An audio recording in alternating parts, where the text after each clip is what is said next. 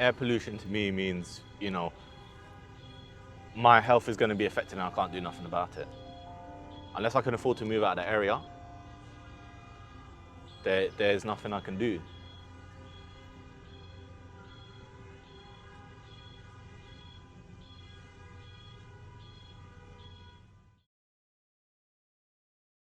And a lot of people, when you do ask them about air pollution, they will happily acknowledge that they do know it is a problem, that they are aware of it, and that they can actually physically see it. If you're standing behind a bus, you can absolutely be aware of the presence of air pollution. I would say there's a number of issues that have kind of caused this lack of awareness. It kind of means, that it's a problem.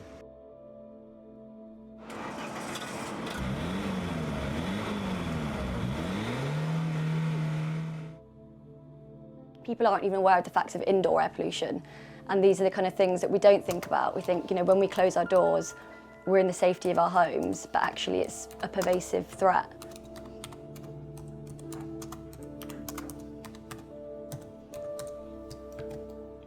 Yes, I think it is. I think it is. My environment is affecting me. When I go out, when I come back, I find it more difficult to breathe. I actually grew up with asthma as a child. Didn't really know why. Now when I come back to London, especially if it's nighttime and you can see like the city lights and stuff, you can see particulate matter in the lights. I only had asthma because of the pollution levels in Lambeth. What we have found across South London and different boroughs is that the levels of these particles in the air exceed the legal standards. That's frightening. That's really, really scary. The long-term effects of air pollution are detrimental to your physical health, your mental health, and various other kind of aspects of your health. Elderly people and young people, younger people obviously because they haven't fully developed their immune system. My son has asthma and he does have asthma attacks and he's actually been hospitalised because of those asthma attacks. So that's really frightening. Lifestyle related issues that come into play, but air pollution is definitely one of them because it affects your heart, your lungs, and if your body's constantly having to deal with that, then you could develop chronic diseases as a result of your environment. At the moment, the government's standpoint on air pollution is not kind of accurate to the same extent to which it is damaging on your health. And until that narrative changes, then people won't have the opportunity to really engage in it to the extent that they need to. There's only so much that we can do to change the system, but it's the system that needs to change, you get it? And the people who operate at the highest level of the system that can facilitate that change, not really us.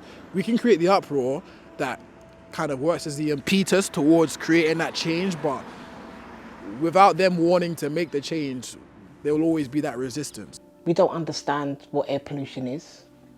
It's not our agenda, so we don't really know, and we're not educated in it, and we're not really asked to be involved in it.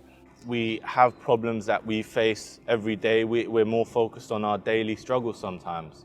That can be financial worries, that can be family worries, be it police discrimination, gentrification, and all the local shops are actually too expensive to really shop at now. If I was a father who had a family to feed and provide for, where am I going to have the time to sit down and think, yeah, I feel like the quality of the air I'm breathing is not right. And the fact that there's people who are the people that are not actually producing the most air pollution that are also the ones that are most affected by it. We can link this to a number of different kind of areas. So LTN is a low traffic neighborhood.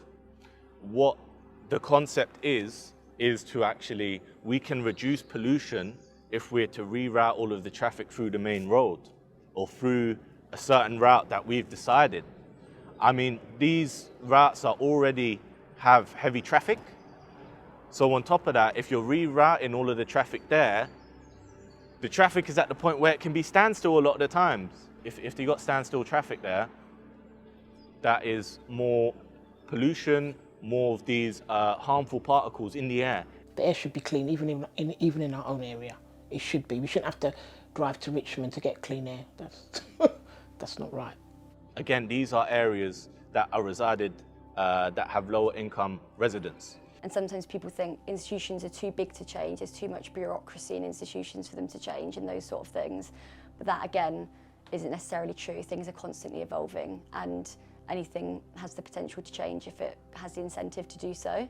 The problem right now is the people that I'm referring to might not necessarily have the incentive to do so, because they're not the ones that are suffering from the inequalities that exist within the health system. We've even seen it recently with Ella and the whole air pollution crisis that we have now with that. It's like, there's a lot of systemic and implicit biases that doctors and the general health system in the UK have towards ethnic groups, and when they come into hospitals and to places of care, they always try and explain the problem in terms, it's almost like they don't take it seriously.